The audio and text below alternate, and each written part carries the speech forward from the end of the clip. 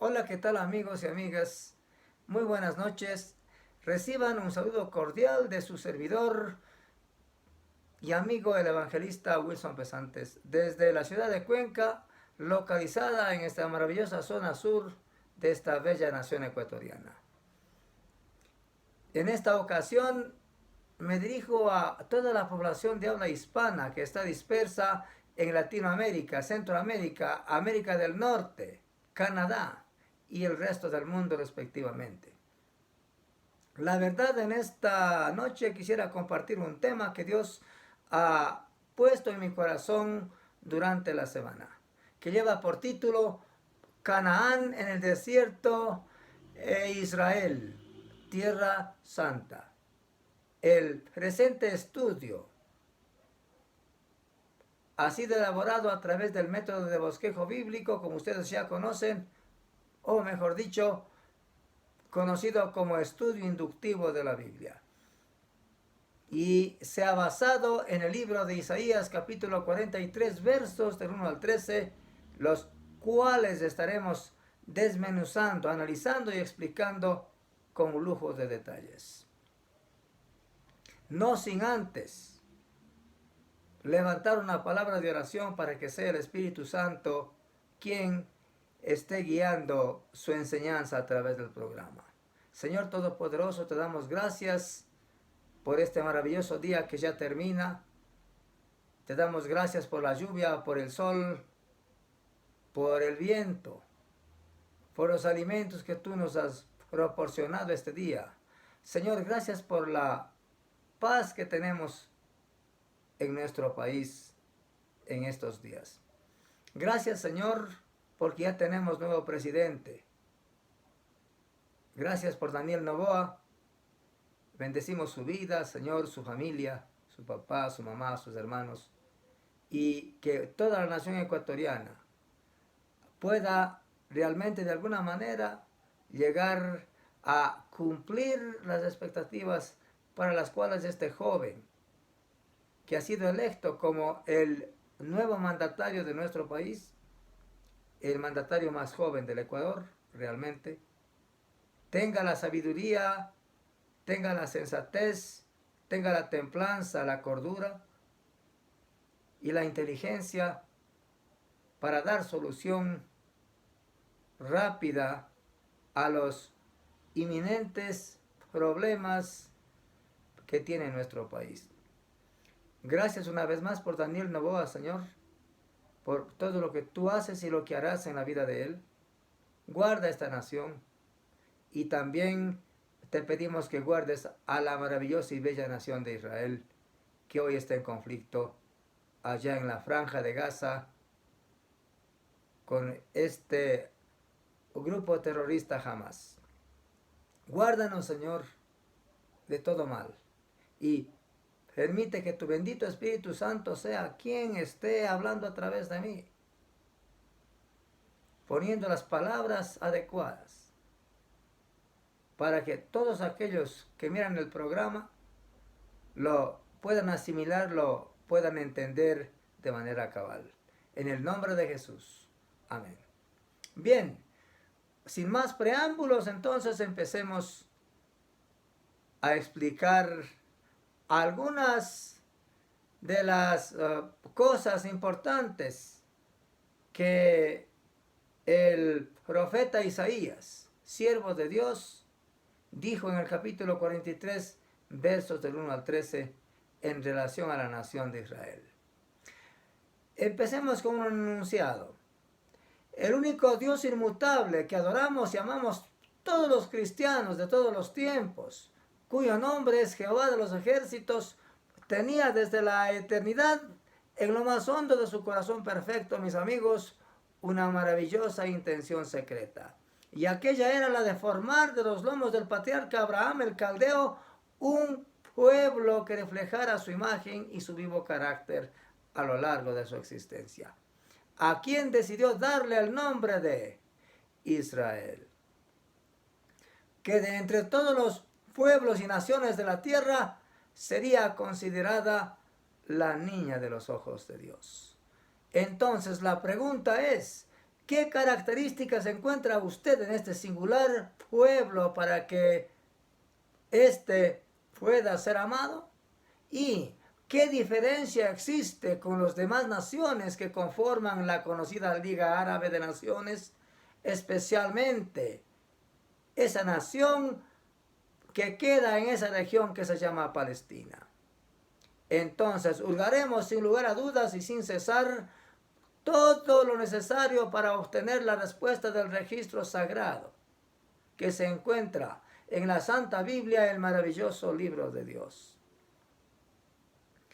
Y como siempre, se empieza el programa con una misiva y con un abstracto de la historia. ¿Qué es lo que la historia nos dice de este maravilloso y singular pueblo de nombre Israel? La tierra de Canaán, camino del desierto allá en la península del Sinaí, es sin lugar a dudas el asentamiento de los pueblos cananeos, pueblo que junto a los filisteos están en la línea de origen de toda aquella región llamada Palestina. En la tierra que se conoció como Canaán y que luego recibiría el nombre de Palestina.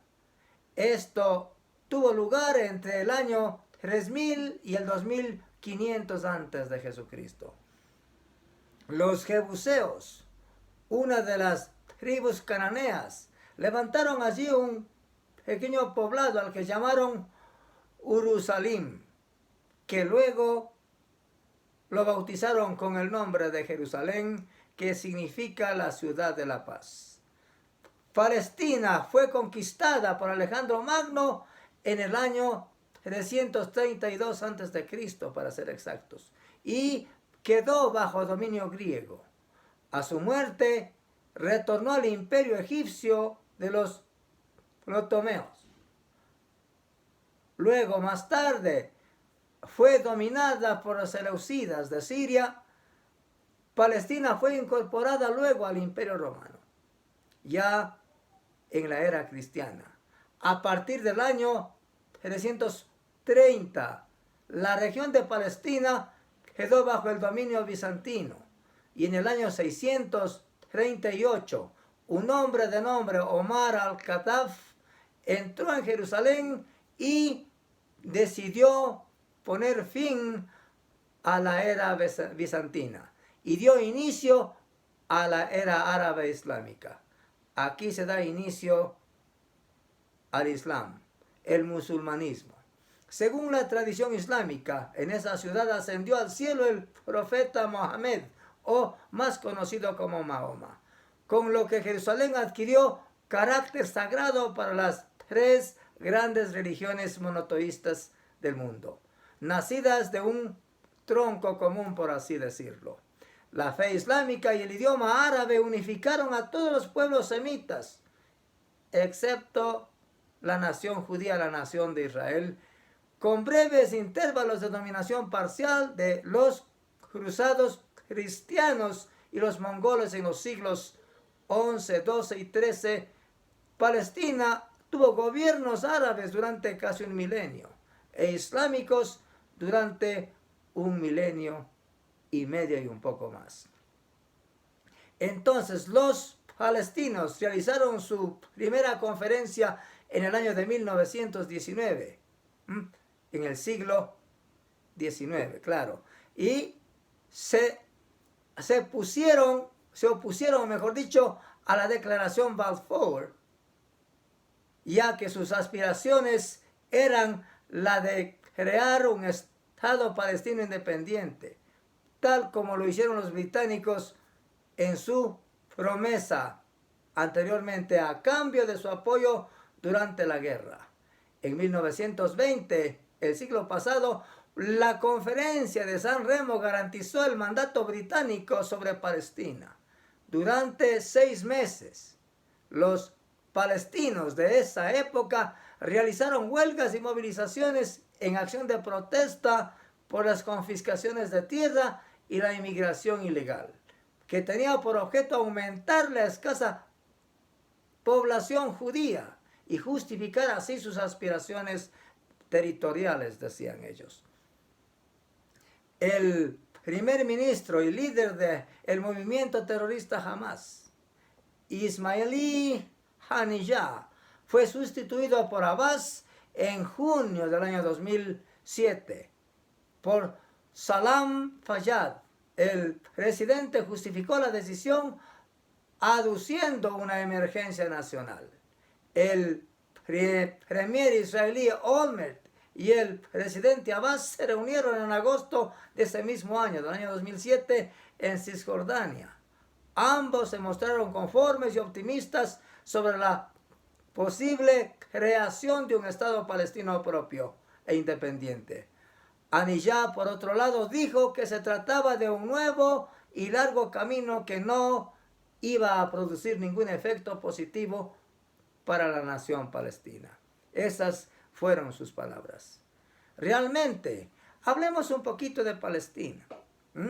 Este es el origen de lo que hoy tenemos como foco del problema y del incidente mayor allá en el Medio Oriente.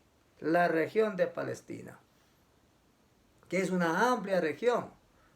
Palestina actualmente está dividida en dos regiones que son Cisjordania, gobernada por el líder de la autoridad palestina, Mahmoud Abbas, y la otra se llama la Franja de Gaza, hoy en conflicto con Israel, gobernada por el grupo extremista o terrorista Hamas, con su líder Ismail Haniyeh desde el año 2007. Ahora pues me gustaría compartir con ustedes el número de países que pertenecen a la Liga Árabe. ¿De dónde viene todo este conglomerado regional que tanta división, que tanta xenofobia ha causado contra el maravilloso Estado de Israel? Entonces,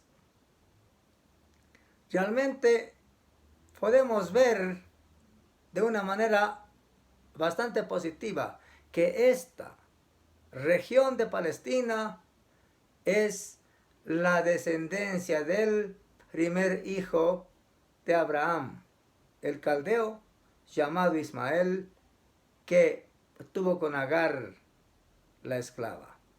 Son 22 naciones que lo componen. La Liga Árabe actualmente está conformada por Argelia, Bahrein, Comoras, Djibouti, Egipto, Irak, Jordania, Kuwait, Líbano, Libia, Mauritania, Marruecos, Omán, Palestina, Qatar, Arabia Saudita, Somalia, Sudán, Túnez, Emiratos Árabes Unidos, Yemen y Siria. Son 22 naciones que conforman el mundo árabe, que tanta dificultad, tanta guerra le han causado a la nación de Israel. Ahora, aquí no es que solamente vamos a defender a la nación de Israel. Vamos a ver, analizando concienzudamente en relación a la verdad, todos los pros y los contras de la nación de Israel y de las demás naciones en conflicto, claro está. Pues estaremos analizando Isaías capítulo 43, versos del 1 al 13. Ahora vamos a analizar, antes de un enunciado, los versos del 1 al 4 de Isaías 43, que se refiere directamente a la maravillosa nación de Israel, la niña de los ojos de Dios. El Dios que formó a Israel dice: no temas, yo te di nombre, mío eres tú. Esto se lo dice a Israel. Si pasas por los ríos, no te hundirás. Y si por el fuego, no te quemarás, ni la llama arderá en ti. Esa es la promesa que Dios nos da en su palabra, tanto para israelíes como para aquellos que no lo somos. Pero que sí creemos en la grandeza del Dios inmutable que todo lo puede. Dios escogió a Israel no por ser mejor que ningún otro pueblo de la tierra, sino por amor, para cumplir así aquella maravillosa promesa hecha a Abraham de que por medio de Isaac sería heredero del mundo. ¿Eh? Entonces, Israel es resultado del hijo de la promesa que Dios le dio a Abraham, el caldeo. Entonces, veamos lo que dicen los versos del 1 al 2. Ahora así dice Jehová, creador tuyo, oh Jacob, y formador tuyo, oh Israel. No temas, porque yo te redimí. Te puse nombre, mío eres tú. Cuando pases por las aguas, yo estaré contigo. Y si por los ríos, no te anegarán. Cuando pases por el fuego, no te quemarás, ni la llama arderá en ti. Imagínense las promesas que Dios le da a la nación de Israel hace miles y miles de años. Israel ha sido desde su nacimiento una nación dura de servicio, hay que decirlo de manera categórica. Le ha gustado pues valerse por sí solo, y eso está bien en parte, sin tener que rendirle cuenta a nadie. He allí la controversia al fin del camino. ¿Ocaso es el término escogido hoy para Israel? Es como aquel hombre que reprendido endurece su cerviz, es decir, se hace más duro y ya no hay para él medicina. Cierto es que la que ha dado a luz a sus hijos con agudo dolor jamás va a olvidarlo. Pero ¿será posible que el hombre olvide a aquel que lo formó? ¿Dónde estás, oh Israel, hijo de mis entrañas? Ahora mismo dice el Altísimo. Ya no oigo tu voz, ha pasado el tiempo y siento pena. Lo peor de todo es que no escucho tu corazón. Te hablo y no respondes, te miro y no te vuelves a mí. Estás lejano y frío y ya no me sientes, dice Dios. Cuando tú, Israel, seas tú mismo, ojalá no sea tarde, dice Dios, regresa que todavía hay esperanza. Quisiera moverme un poco en la explicación de estos dos primeros versos. ¿A qué se refiere esto que acabo de decir? Israel simplemente vive en la ley. Para ellos sirve la ley, para ellos todavía el Mesías, el Hijo de Dios, no llega todavía. Ellos todavía siguen en la ley. Pero ya no tenemos ahora, no vemos a Israel sacrificando animales y quemando la grasa de los animales y rociando la sangre en el altar porque no tienen templo. Las cortas o largas oraciones que ellos hacen, lo hacen directamente en el muro de los lamentos, que es una de las pocas ruinas que queda del templo que el general Tito de Roma destruyó en el año 70 después de Cristo. Entonces Israel es una nación a la deriva. Israel es una nación que ha perdido el norte de la fe y necesita ser evangelizada.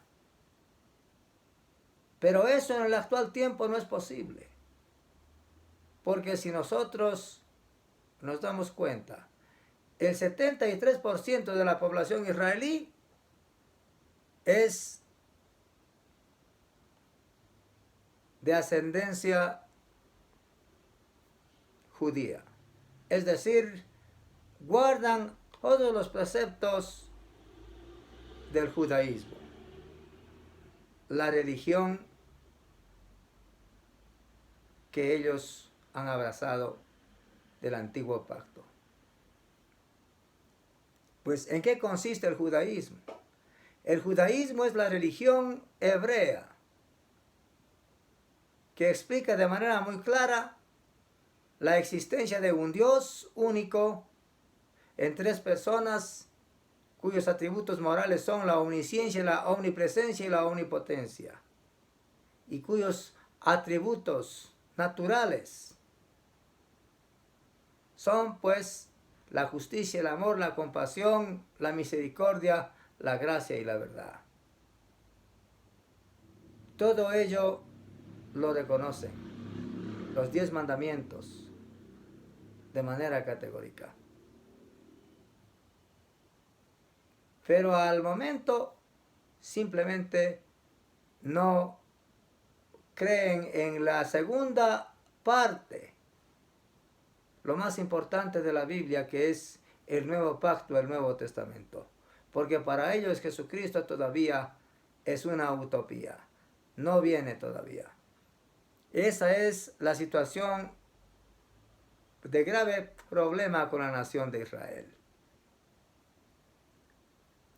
Veamos los versos 3 y 4. El enunciado primeramente. Dios dará hombres por Israel y naciones por su vida. Voy a repetir esta parte. Dios dará hombres por Israel y naciones por su vida. El amor de Dios hizo que Israel fuera de gran estima ante sus ojos. Es su amor que hace que yo y usted seamos de gran estima para Él, aunque usted todavía no lo conozca. Pero Él anhela que usted lo llegue a conocer, tal como Él es. Dice el verso 3, porque yo, Jehová, Dios tuyo, el Santo de Israel, soy tu Salvador. A Egipto he dado por tu rescate, a Etiopía y a Seba por ti, porque a mis ojos fuiste de gran estima, fuiste honorable y yo te amé. Daré pues hombres por ti y naciones por tu vida. De acuerdo a lo que dice el verso 3 del capítulo 43 de Isaías, vemos que Dios aquí se presenta como el único salvador de la nación de Israel. No hay otro. Y pagará con creces a todo aquel que intente destruirlo. Ojo, Dios, Jehová de los ejércitos o Yahvé, como se lo conoce en el antiguo pacto, pagará con creces a todo aquel que intente destruir a Israel. Y justo aquí está el caso de Israel en serio conflicto provocado por el grupo terrorista Hamas. Hamas es un grupo extremista radical que fue fundado en el año de 1987 en la región de Gaza y que desde 1994, ya casi 30 años, ha estado causando el asedio y atentando contra Israel de manera continua. O sea que la provocación ha sido de tal manera que ha obligado a Israel a recurrir también casi a la misma práctica que el grupo Hamas. Y eso más bien es lo que no debería hacer Israel. Toda nación, todo reino, tiene derecho a la legítima defensa. Pero, ¿en dónde está el problema?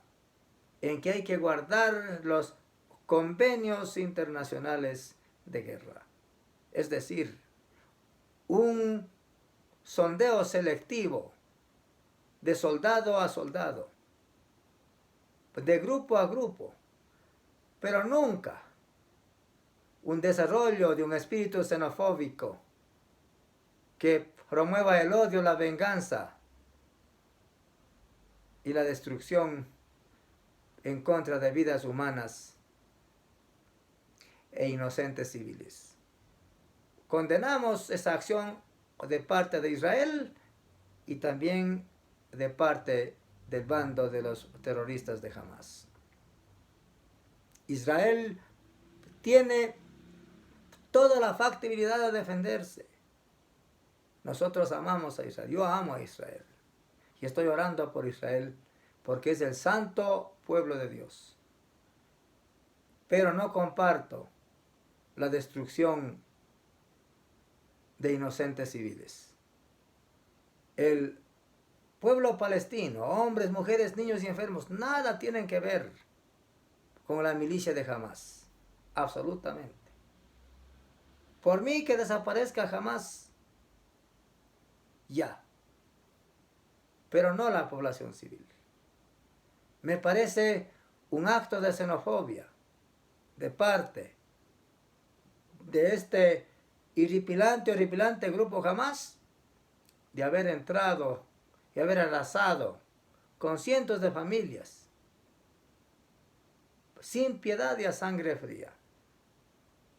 ¿Eh? La pregunta es, ¿dónde estaba el ejército israelí? ¿Cómo es que la nación que tiene el ejército más grande del mundo y mejor entrenado? Ya vamos a hablar un poquito más a detalle. ¿Qué nación es Israel, Dios mío? ¿Frente a qué nación están queriendo luchar estas pobres gentes, pobres grupos minoritarios que no tienen idea contra quién luchan? Y si lo saben, mucho peor. Sí hubo negligencia de parte de Benjamín Netanyahu y también de la cúpula militar. Estuvieron ocupados al norte porque habían algunas personalidades que estaban allí queriendo firmar la paz, tanto con Emiratos Árabes Unidos, con Arabia Saudita, con Qatar y otras poblaciones.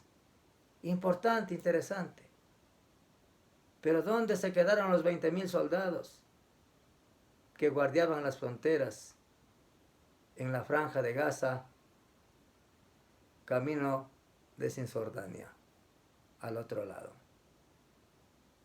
Se descuidaron. Entonces, podrían haber pensado, bueno, estos de Hamás están haciendo sus ejercicios, no sé, para algo será, pero ni siquiera por idea. Se dio son a la inteligencia militar de Israel de que estas maniobras eran contra la vida misma de civiles inocentes de la nación hebrea. Tiene largo para pensar el presidente de la autoridad hebrea, el primer ministro Netanyahu, que ahora mismo ya ha organizado un gobierno de concertación nacional. Y eso está bien. Para defender lo que es suyo. Pero siempre siguiendo, como es debido, el protocolo de la ordenanza internacional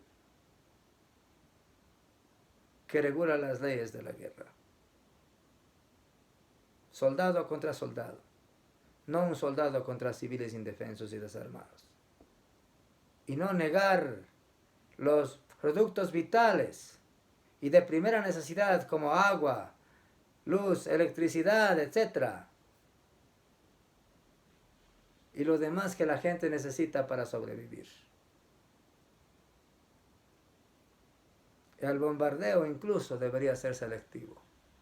Ellos que gozan de la tecnología y saben ubicar, localizar y dónde se esconden los miembros de las milicias terroristas y paramilitares. Entonces eso, muy importante. Veamos lo que dicen los versos del 5 al 8.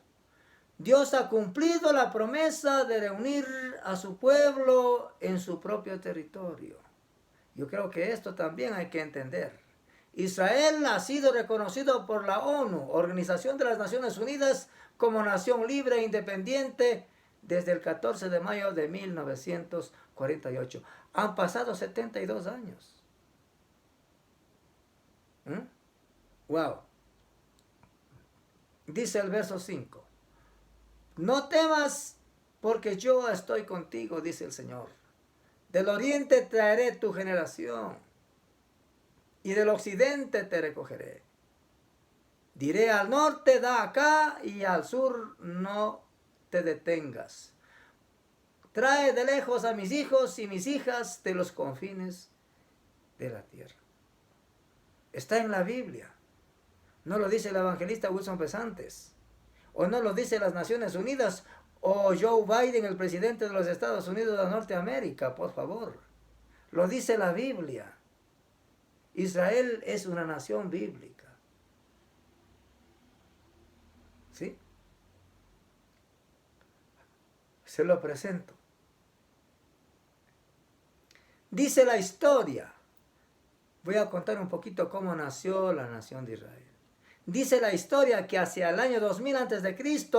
pasó por la tierra de Canaán, que todos conocemos que en nombre se llama así la tierra prometida, que está camino del desierto.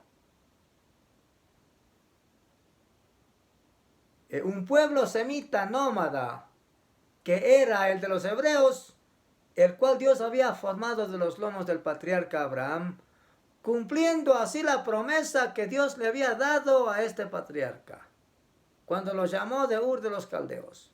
Toda esta región, con el paso del tiempo, recibió el nombre de Palestina. Ya no se llamó Canaán. Con todos los pueblos cananeos de allí, salvándose dos de ellos que son directamente en línea de origen para formar toda la región de Palestina, como ya se lo ha dicho antes. Luego el pueblo hebreo cayó víctima del sistema de esclavitud egipcio por largo tiempo, 430 años para ser exactos. 7 siglos más tarde, dice la historia, volvieron procedentes de Egipto 12 tribus hebreas al mando del libertador Moisés. Entonces, instruidos por Dios de manera plena, osaron asentarse en esa región, la tierra de Canaán o la Palestina, como usted quiera llamarla. De modo que se libraron grandes y violentos combates por la posesión de la tierra, la cual Dios les había prometido que sería su herencia para siempre. Al fin lograron poseer, echando fuera a todos los pueblos cananeos, los heteos, los jebuseos, los amorreos, etc. Y obtener una gran parte de ese enorme territorio. 4 siglos después, continúa la historia, David unificó el reino de Judá y el reino de Israel. Y luego, después de su muerte, le sucedió su hijo. Tras la muerte de su hijo Salomón hubo paz durante el reinado de él.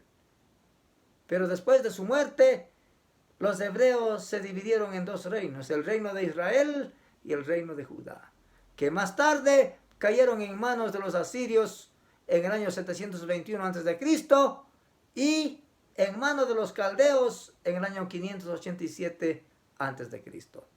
En esta última fecha, Nabucodonosor destruyó Jerusalén y llevó a los judíos cautivos a Babilonia. Es la fecha de la gran deportación. Con el paso de los años, una rebelión encabezada por Judas Macabeo restableció el Estado judío en el año 67 antes de Jesucristo. Los romanos reprimieron severamente la resistencia de los macabeos, celotes y otras tribus judías. Como parte de esa reprensión fueron crucificados y matados miles de rebeldes. Alrededor del año 30, estamos hablando ya de nuestra era en tiempos de nuestro Señor Jesucristo. Esta es la historia en parte de la nación de Israel. En el año 70 después de Cristo, después de su muerte, el emperador romano Tito destruyó el templo de Salomón, el maravilloso templo de granito rojo, hecho con tanto afán por el sabio rey Salomón, hijo de David, para que Dios tenga morada en ese templo y que allí lo adorasen. Años más tarde, en el año 135 después de Cristo, los judíos fueron expulsados de Jerusalén y el emperador Adriano construyó una ciudad pagana sobre sus ruinas. En el año de 1516, el Imperio Otomano conquistó Jerusalén y mantuvo allí su hegemonía hasta el fin de la Primera Guerra Mundial. A partir de 1878, entonces, comenzaron a establecerse los primeros asentamientos judíos en Palestina. Ahí empieza el problema, mire. Impulsados por el movimiento sionista. Despuesito vamos a explicar lo que es el sionismo. Alrededor de 25.000 inmigrantes entraron ilegalmente desde el este de Europa. Todos los que habían sido esparcidos estaban regresando. El barón francés de origen judío Edmond Rothschild apoyaba económicamente las actividades sionistas. En 1895, el total de la población de Palestina ascendía a 500.000 personas. Es decir, era una gran área con muy pocas personas, como lo que es ahora el gran país de Canadá. Muy grande y con muy poca población, ¿no? Por eso es que allá están pidiendo trabajo para las personas de acá de Latinoamérica. Ok. Entonces, bueno, 453.000 eran árabes palestinos y ocupaban el 99% de la tierra. Y tan solo 47.000 eran judíos, o sea, israelitas. Y eran dueños de tan solo el 5% de esa gran tierra. El Fondo Nacional Judío, fundado por el Quinto Congreso Sionista, se encargó de comprar tierras y entre 1904 y 1914, época de la Primera Guerra Mundial, entonces se produjo la segunda ola migratoria de gran auge. En 1909 se instaló el primer kibutz o granja colectiva, como se conoce vulgarmente, al norte de Jaffa.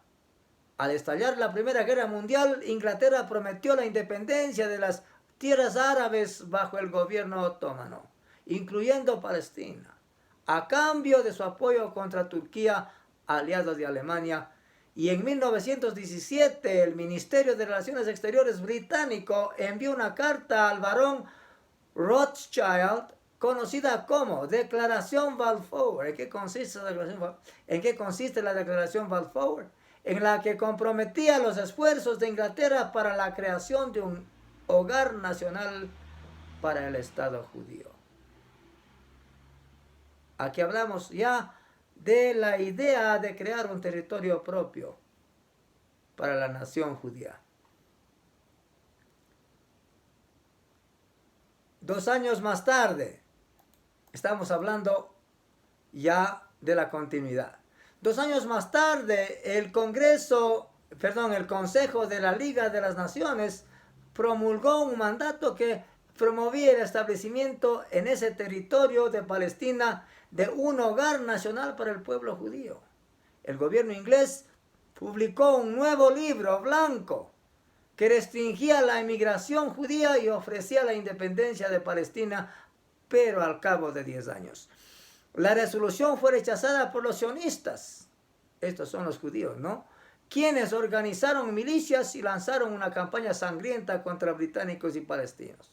Entonces esto causó que el 9 de abril de 1948, un poco antes de la independencia de Israel, un destacamento de la organización de Irgun, comandado por Menahem Begin, invadió la aldea de Deir Yassin y asesinó a 254 civiles. Entonces el terror se apoderó y provocó el éxodo de decenas de miles de palestinos de sus zonas habitacionales.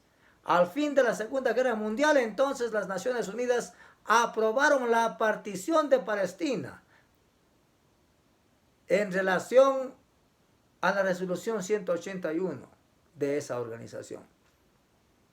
Por esta causa, los palestinos, que constituían el 70% del total de la población y tenían el 92% de la tierra, fueron reducidos a tan solo el 43% de su territorio. Y el resto fue entregado a los judíos, que representaban el 30% de la población y poseían apenas solo el 8% de la tierra. Jerusalén se consideró dentro del 1% que quedaría como zona de seguridad de manera internacional. Dios insta entonces a su pueblo a no temer. De acuerdo al verso 5 de Isaías 43, la promesa hecha a Israel por medio del profeta Isaías es que él traerá a su pueblo para posesionarlo en su propia tierra y lo hará desde los confines de la tierra, como vemos que ha sucedido ya. Veamos, esto es lo que dice la historia. Veamos lo que dicen los versos 7 y 8 de Isaías 43. Dios creó la nación de Israel para que sea gloria para él. Dios no quiere que Israel sea un pueblo ciego y sordo, mucho peor un pueblo ostentoso o fascineroso. De ninguna manera. Dice el verso 7, todos los llamados de mi nombre, para gloria mía los he creado.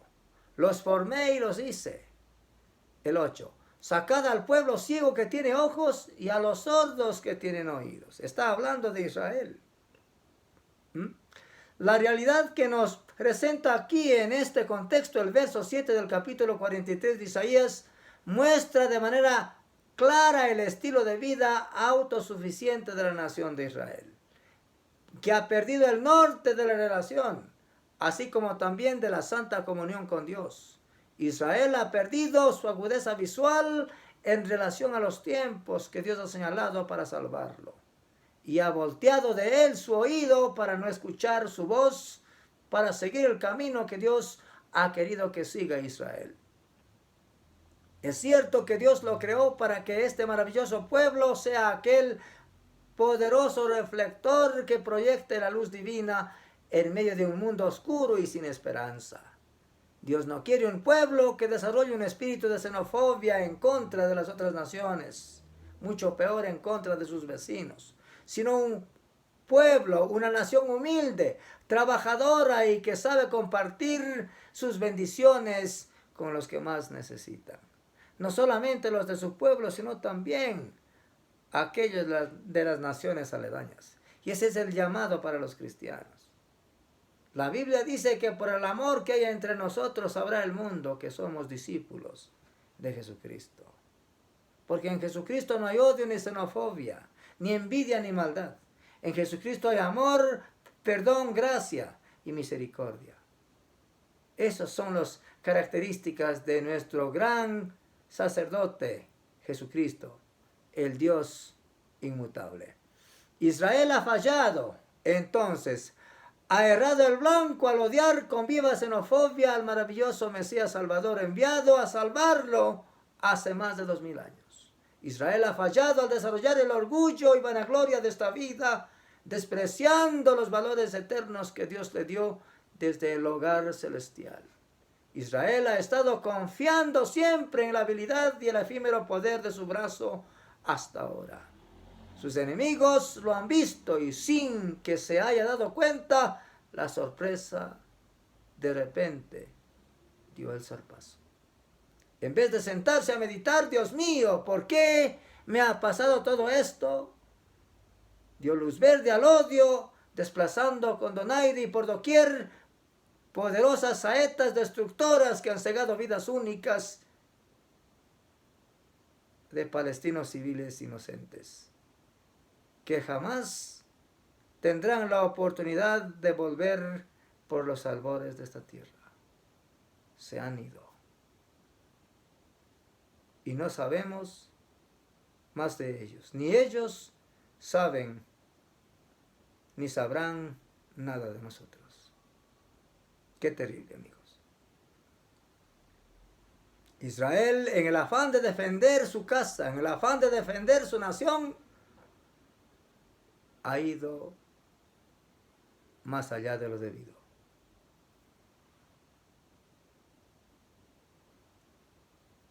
Veamos lo que dicen los versos del 9 al 13 de este capítulo. Interesante. Para analizar lo que está pasando. Dios llama a todos los pueblos de la tierra para ver si saben lo que Él ha hecho. ¿Qué pueblo de la tierra puede ser testigo de que Israel es el pueblo de Dios? ¿Podrá decir acaso, sí, así es, verdad? ¿Qué dice usted? Dice el verso 9, congréguense aún a todas las naciones y júntense todos los pueblos. ¿Quién de ellos hay que no nos venga y nos dé nuevas de esto y que nos haga oír las cosas primeras? Presenten sus testigos y justifíquense. Oigan y digan, verdad es. Vosotros sois mis testigos, dice Jehová. Y mi siervo que yo escogí, le dice Israel, para que me conozcáis y creáis y entendáis que yo mismo soy. Antes de mí no fue formado Dios, ni lo será después de mí, dice la Escritura. Dios llama de manera pública a todas las naciones de la tierra para mostrarles lo que Él ha creado como su pueblo y para que simplemente sean testigos de esta maravillosa verdad que es Israel. Es la única nación judía de la historia moderna que figura en la lista de países desarrollados en tan solo 7 décadas. Pero sigue enfrentándose a tensiones y conflictos en Oriente Medio. El surgimiento de Israel fue uno de los acontecimientos históricos más grandes que configuraron el siglo XX, mis amigos. Y está estrechamente ligado al final de la Segunda Guerra Mundial y al dominio británico en Oriente Próximo, claro. El país se declaró Estado independiente el día 14 de mayo de 1948, según la página web de Israel. El acontecimiento formaba parte de la resolución de las Naciones Unidas, ONU, en noviembre de 1947, en un plan para dividir la región de Palestina, antigua provincia otomana de Palestina, entre Israel y un estado que aglutinará a la población local de habla árabe. Sin embargo, poco después de la creación de Israel, el país tuvo que enfrentarse a la llamada Guerra de la Independencia contra Egipto, Jordania, Siria, Líbano e Irak. ¿Y sabe cuándo sucedió esto? El mismo día, horas después que se le había otorgado el título de propiedad del territorio asignado. El conflicto, claro está, pues estas naciones atacaron el territorio recién demarcado, pues así lo señala el Consulado General de Israel. Y este conflicto no duró menos de 15 meses y en él murieron unos 6.000 israelíes, según datos de la Enciclopedia Británica que hemos investigado. En la actualidad Israel es la única nación judía de la época moderna y cuenta con más de 9 millones de habitantes. Aunque ya ha firmado acuerdos de paz con Egipto y Jordania, sigue en conflicto con el pueblo palestino, en territorios como la Franja de Gaza y Cisjordania. ¿Dónde está Israel en Oriente Próximo? Geográficamente hablando, Israel está situado en el extremo oriental del mar Mediterráneo, mis amigos. Limita al norte con Líbano, al noreste con Siria, al este y sureste con Jordania y al suroeste con Egipto.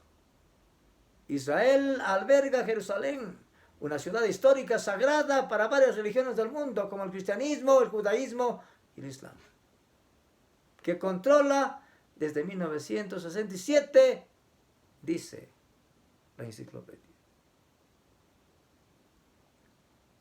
Hablemos un poco de la ciudad de Tel Aviv, la segunda ciudad en importancia, y que hoy mismo es la capital del Reino de Israel.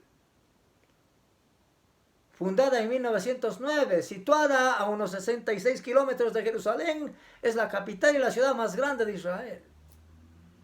Además de ser conocida como un principal centro cultural y económico. Como país, Israel llegó a ser próspero al recibir inmigrantes judíos con un altísimo nivel educativo procedentes de distintas partes del mundo al regresar a su tierra, así como grandes sumas de dinero tras su independencia donadas por personalidades judías. Además, las inversiones de Alemania como la reparación por el holocausto nazi, así como las subvenciones y las ayudas enviadas por los gobiernos de Estados Unidos al desarrollo de la nación, informa la Enciclopedia Británica, convirtiendo a Israel en la 22ª economía del mundo, de 191 países para ser más exactos, según la clasificación del Índice de Desarrollo Humano, IDH, y también del Programa de las Naciones Unidas para el Desarrollo. Tenemos una nación de 35.000 kilómetros de extensión. Y realmente podría ser mucho más. Porque de acuerdo a lo que dice la Biblia, es mucho más. Pero que realmente es una potencia. Dice el verso 11, tan cierto como la lumbrera mayor señorea en el día, el sol, y nada escapa a su calor, de la misma manera nadie escapará del poder del Dios único. Dice el verso 11, yo Jehová, y fuera de mí no hay quien salve. ¿A dónde me iré de tu espíritu? ¿Y dónde me esconderé? Si fuera al Hades, aún allí estás tú. Y si me escondiese en la profundidad de los abismos, aún allí me alcanzará tu mano.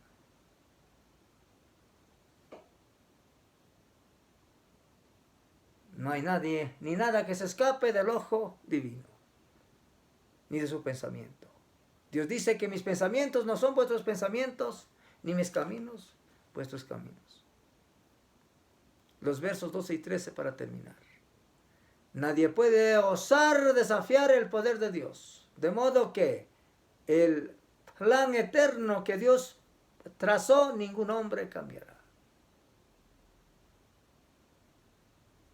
Yo anuncié y salvé e hice oír, dice Dios en el verso 12. Y no hubo entre vosotros Dios ajeno. Vosotros pues sois mis testigos, le dice a Israel. Dice Jehová que yo soy Dios. Aún antes que hubiera día, yo era, y no hay quien de mi mano libre. Lo que hago yo, ¿quién podrá estorbarlo? Dice Dios. Cuando Israel era muchacho, Dios lo llevaba de la mano derecha, y la verdad es que le encantaba y disfrutaba de su compañía. Con el pasar del tiempo, Israel había crecido y se había hecho hombre. A la edad del amor abandonó su sitio y se volvió a los Baales, dejando el amor divino de un lado para buscar a dioses ajenos, como los que tiene hoy. Dios había salido innumerables veces a su encuentro en búsqueda incesante, pero Israel se había ido, ya no estaba. No quiso saber de regresar a casa. Se perdió la comunión desde entonces hasta ahora. Sin embargo, Dios vio desde lejos y con entrañable amor deseaba su regreso. A fin de fines, jamás, dice Dios, hubo respuesta. Israel necesita aprender lecciones, no de moral, sino lecciones de obediencia, lecciones de fe. Y esto que le está pasando es para que aprenda a poner su fe en aquel que lo eligió como nación soberana.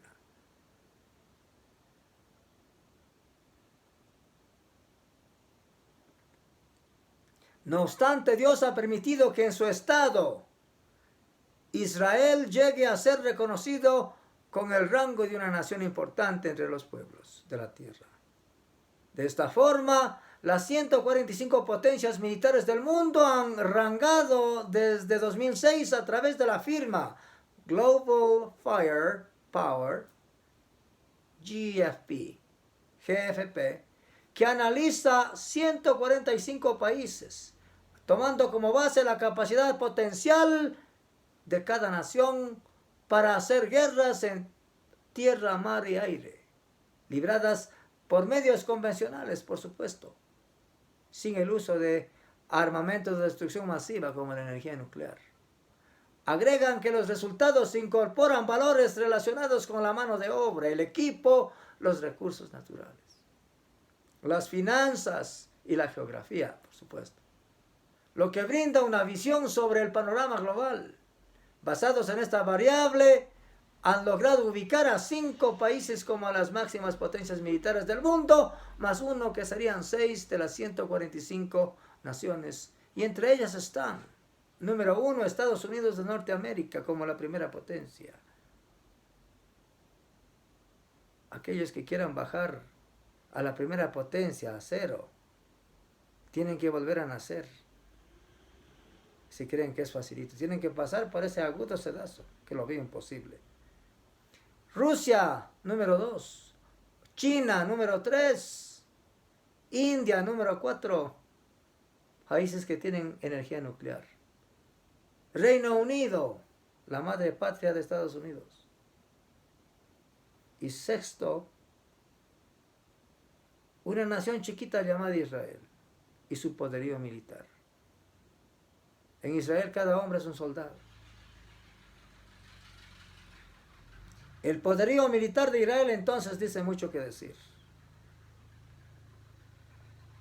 Israel ocupa el lugar 18 de los 145 países según esta clasificación. Tropas, hablemos de tropas, las tropas de Israel. Es decir, el número de soldados con los que cuenta Israel para la defensa de su territorio son de 646,000 hombres, bien comidos, bien vestidos y bien armados. Y con mucho conocimiento, claro está. Entre ellos, personal militar activo, en un número de 173,000 soldados. Militares de reserva, 465,000 ahora mismo fueron llamados esos 465,000 soldados para la invasión a la Franja de Gaza. Ojalá que no se dé. Paramilitares, 8,000 soldados. Veamos el poder aéreo de Israel. Cuenta con 601 aviones disponibles para la guerra aérea. Y ataque rápido también. Entre ellos se encuentran 241 cazas bombarderos, 32 aviones de ataque, 15 de transporte, 153 de entrenamiento, 23 para misiones especiales, 11 para cisternas, petroleros, aquellos aviones que, pues bueno, repostan combustible en el aire a los demás aviones. 126 helicópteros, 48 helicópteros de ataque. Poder en tierra. Veamos el poder en tierra. 2.200 tanques, 56.290 vehículos blindados de combate, 650 dispositivos de artillería autopropulsada, 300 de artillería remolcada y 300 lanzacohetes. Ahora veamos el poder naval de Israel. Su flota cuenta con 67 buques de guerra y submarinos de última generación. Entre ellos se encuentran 7 corbetas de guerra, de lo más nuevo, 45 buques patrulleros, 5 submarinos, entre ellos 2 nucleares. Y el músculo financiero es aquel presupuesto anual de defensa para este año 2023 que asciende a 24.300 millones de dólares para la defensa de su territorio y de su pueblo. Conclusión. Absoluta y férrea confianza en aquello que no veo con mis ojos es la inmutable arenga de los fieles. Los que no te conocen levantan con espíritu altivo la voz diciendo: tan quieto, lejano y frío, te escondes entre las densas nubes al sacudir tus pies. Tus rayos y relámpagos dan su voz iluminando el cielo. Luego, en un instante, la tierra bebe el cáliz de tu ira. Tu inocencia no es rastrera, es simplemente insondable. El amor no es tu virtud, es tu acción. ¿Quién escapará de tu aliento, de tu vista y de tu celo? ¿Qué cabello faltará sin que lo sepas tú? Oh Dios de dioses, cumples promesas, abres caminos, huellas al enemigo y salvas de lo alto. Que Dios hay como tú, mi amado Jesús, digo yo. Wilson Pesantes. Si usted no ha hecho la oración de arrepentimiento, mire ahora Israel. A lo mejor no está entre la espada y la pared, pero las personas que dejaron de existir, la burla que sufrió Israel el sábado 7 de octubre, es de lo más vergonzoso para una potencia. Y para una nación que clama ser hija del Altísimo. ¿Acaso Dios estaba dormido? ¿Que no se dio cuenta que el mal acechaba a sus puertas? ¿Acaso estaba distraído o conversando con alguien para no ver que el enemigo acechaba a la niña de los ojos de Dios? De ninguna manera. Como decían desde los Estados Unidos de Norteamérica, el 11 de septiembre del 2001. ¿Dónde estaba Dios el 11 de septiembre del 2001? Esa misma tarde, una voz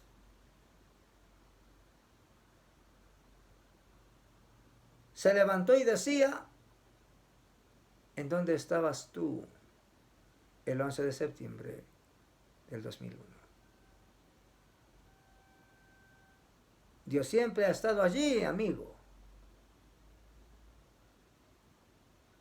Todo Israel estaba ocupado el 7 de octubre del 2023. No tuvieron un momento para el Altísimo, para darle gloria, para darle gracias por ese nuevo día que había nacido. Ese nuevo día que había nacido había sido su peor pesadilla. Para muchos inocentes, el último de su existencia.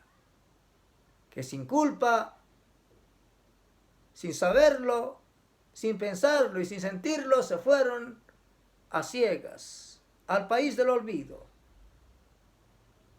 a conocer lo que jamás imaginaron.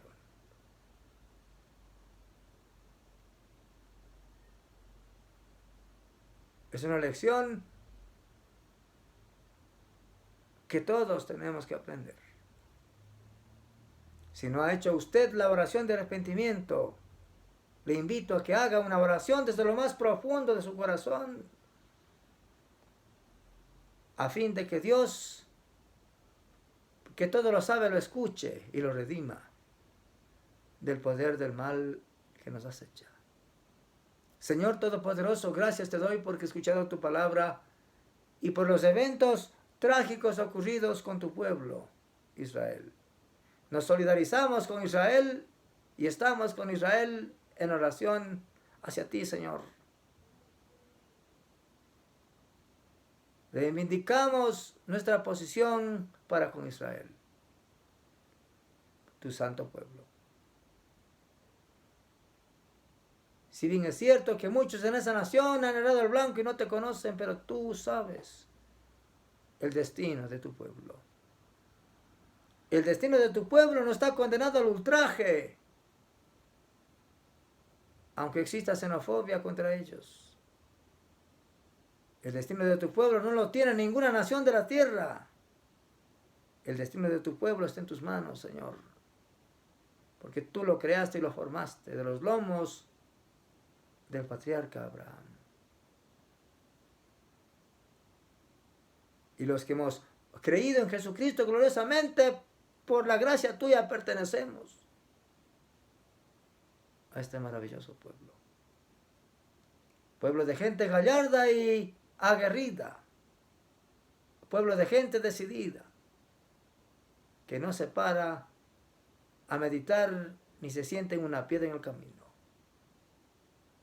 sabe que el tiempo corre y es necesario mantenerse en movimiento. Gracias, Señor. Ahora te pido que redimas mi corazón y que me laves con la sangre de tu bendito Hijo Jesucristo y que me des el bendito don del Espíritu Santo. Y que me hagas nacer de nuevo y que restaures ese cabo que Adán rompió con su pecaminosa acción de comer el fruto prohibido. Y escribe mi nombre en el libro de la vida, que quiero verte cuando deje de existir. Cuando mis ojos se cierren en este espacio-tiempo. Bendice a Israel y a todos sus habitantes, hombres, mujeres, niños, viejos, ancianos, y los de pecho. Guárdalos, que jamás vuelva a suceder lo que sucedió el 7 de octubre de este año. En el nombre de Jesús. Amén. Si usted dice la oración conmigo de corazón, bienaventurado será usted. De lo contrario, habrá simplemente repetido más que simples palabras. Dios se hará eco de lo que usted ha hecho esta noche. Porque Él es el Dios único que conoce todas las cosas y el que fija el destino. Me despido de ustedes hasta un nuevo programa este fin de semana. Aquí en mi página oficial de Facebook, en mi programa Una Voz de Esperanza. Les habló el evangelista Wilson Pesantes. Desde Ecuador, en la ciudad de Cuenca, Atenas del Ecuador. Valga la redundancia. Que Dios les bendiga. Buenas noches.